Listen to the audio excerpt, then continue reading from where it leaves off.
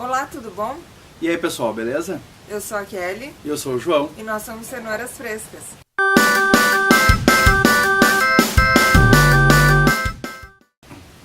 Desde que a gente se mudou para essa casa, a gente tem um sonho muito grande de ter a nossa horta orgânica e ser autossuficiente em frutas e verduras. Mas a gente não sabia tanta coisa quanto a gente achava que sabia. A gente veio para cá, montou os canteiros e daí comprou as mudinhas e foi colocando do jeito que a gente achava que era o certo, como se fosse uma planta normal, uma folhagem. E de início até deu certo um pouquinho, mas depois as coisas não deram certo e daí a gente começou a ver que a gente estava fazendo muita coisa errada. E foi nisso que o João começou a estudar bastante, foi vendo vídeos no YouTube mesmo, foi lendo, foi vendo o que profissionais falavam, foi falando com jardineiros, com pessoas que tinham horta também. E daí a gente foi vendo que tem um universo muito maior do que a gente achava.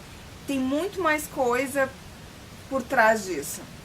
Então hoje a gente vai falar um pouquinho sobre os nutrientes que toda a horta precisa. Eu achei que era largar a planta lá e beleza, no fim chão é chão, terra é terra e a planta consegue o alimento que ela precisa. Mas não tem nada a ver com isso. É como a Kelly falou, eu realmente, 2 anos tentando plantar as coisas, às vezes dava certo, às vezes dava errado, a grande maioria das vezes dava errado. E aí eu comecei a me sentir incomodado com isso, o que está acontecendo, por que antes deu e agora não está mais dando, né? Afinal, a planta estava bem, colhi, plantei de novo, como é que o negócio não cresce? Hoje a gente vai compartilhar um pouco com vocês dos nutrientes que uma horta orgânica precisa. O que eu aprendi já está dando resultado e eu acho que isso que a gente vai falar vai ser interessante para todo mundo ter uma noção. Uma coisa básica para quem está começando com horta é que é um microecossistema, tá? A horta, seja em vaso, seja no chão, com um espaço grande. A planta, ela precisa de associações no solo, ela precisa de associações com bactérias, ela precisa de associações com a minhoca, tá? Com alguns outros micro-organismos que crescem no solo e que disponibilizam um nutriente para ela. Então tudo que a gente vai falar é com relação à horta orgânica, que é o nosso principal foco, como a Kelly já falou. Então assim a gente vai falar agora a respeito dos principais macronutrientes. Vocês vão ver que tem macro e micro. Hoje a gente vai se deter aos macronutrientes, que já dá um bom resultado. Então, como o João falou, nós moramos numa praia e com o tempo a gente descobriu uma coisa um pouco óbvia, mas a gente não tinha pensado ainda. Não tão óbvio, né? Porque a gente não se deu conta. Que o solo é muito, muito, muito pobre. E por isso que muitas frutíferas não vingam aqui. Tu vai ver só o quê? Bananeiras é o máximo que tu vê, né? E o resto são tudo mais folhagens, são outras árvores que não dão frutos. Pinos, tem muito pinos aqui na praia. E pinos crescem em qualquer lugar, então é impressionante. Isso. E daí com o tempo, só que a gente não tinha se ligado de início sobre isso. Depois que a gente foi ver a realidade daqui, comparando com a realidade de casas que são em cidades ou até em sítios que não são na praia, que não tem esse terreno arenoso. Então a primeira coisa que a gente fez mesmo para modificar esse solo é ter uma composteira.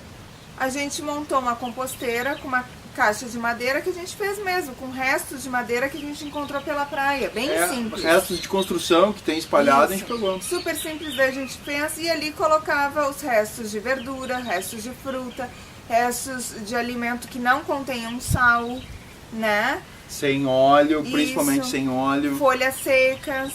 E a gente mistura com um pouco de terra ali nessa composteira e deixa com furinhos embaixo, né? Para sair aquele líquido natural que sai do lixo orgânico. Isso, a composteira não pode acumular muita água, então é bom que saia essa água pro ambiente. E a gente fez essa caixinha já pensando, ali a gente vai conseguir mudar um pouquinho do solo. Mesmo vocês que moram em apartamento, vocês podem sim ter composteira, certo? E vocês podem sim ter horta. O negócio da horta só é que tem que ter sol, né? Então, assim como temperinho, tu pode plantar couve, tu até pode ter tomate em vaso, a gente vai mostrar depois em outros vídeos os nossos tomateiros E que a gente está dependendo plantando até em vaso. frutíferas tu pode ter em vaso, Isso, né? Mas tem que ter sol, obviamente. A madeira frutífera ela precisa de no mínimo 8 horas de sol. E a composteira tem hoje em dia aquele sistema de caixas, que é uma em cima da outra, que tu pode colocar em qualquer apartamento. Não são grandes essas caixas, só que elas são feitas de vermicompostagem, ou seja, com minhocas. Então todas as dicas que a gente está dando aqui servem tanto para uma horta numa casa como uma horta de apartamento.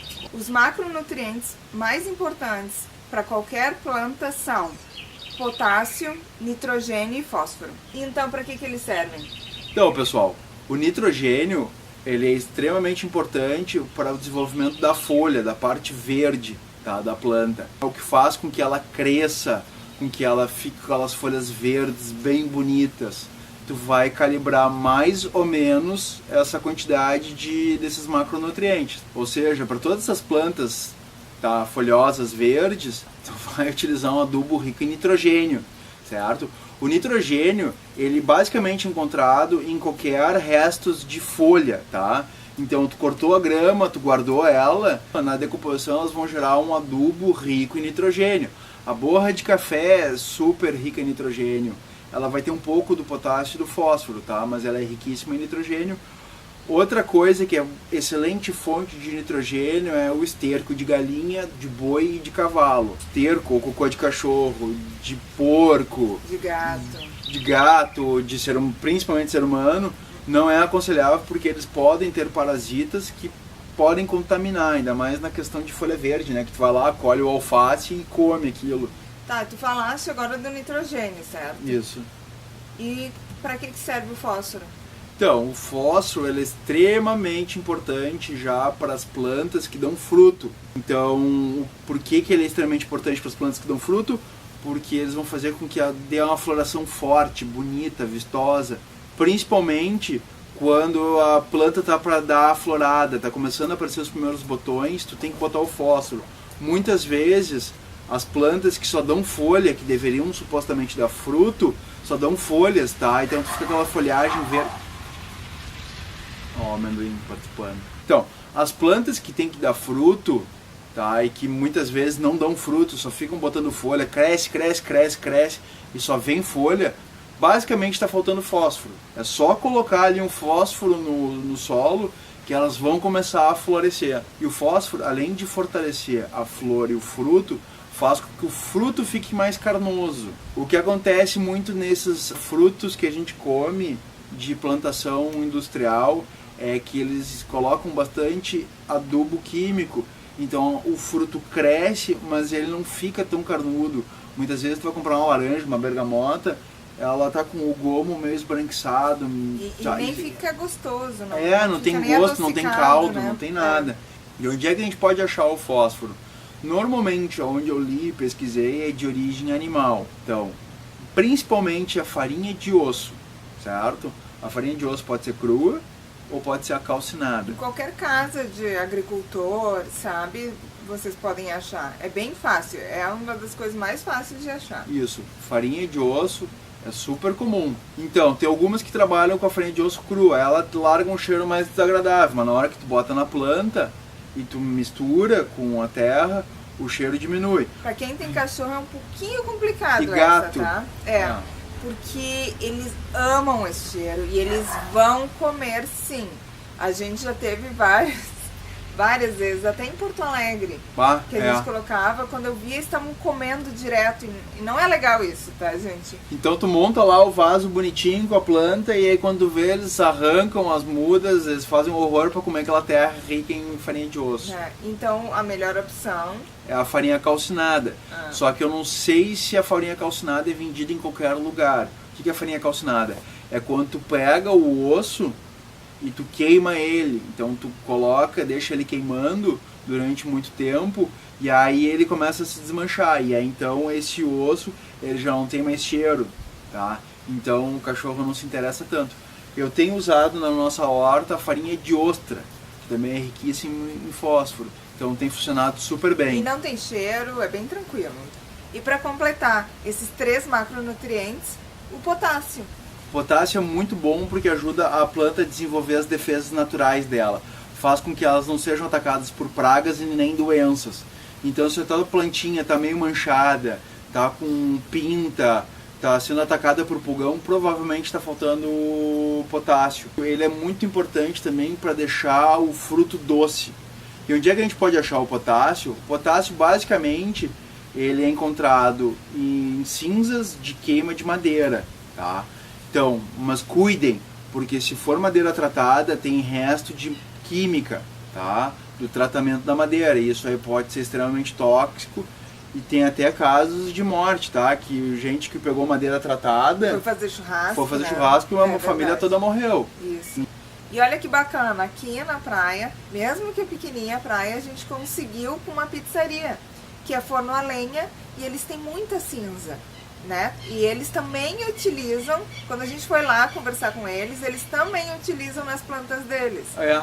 Então, muitas vezes isso aí eles não utilizam para nada, a não ser, né, se o dono da pizzaria tem horta. Ou excedente, porque é muita coisa que vem, né? É. Desde que a gente tem utilizado esses 3 macronutrientes naturais, as nossas plantas deram um resultado muito melhor. Ah, e tem um detalhe também, a gente mora na praia e perto do mar. E isso traz muito mais umidade. Maresia, água com sal, imaginar. Umidade com sal. Então aqui realmente o cuidado é super grande. Por isso que a gente está tentando botar os tomates em vaso, porque a gente deixa na varanda. E assim ele pega menos umidade. Aqui do meu lado, não sei se vocês conseguem ver. Mas essa história dos tomates, isso aí é outro vídeo. Isso.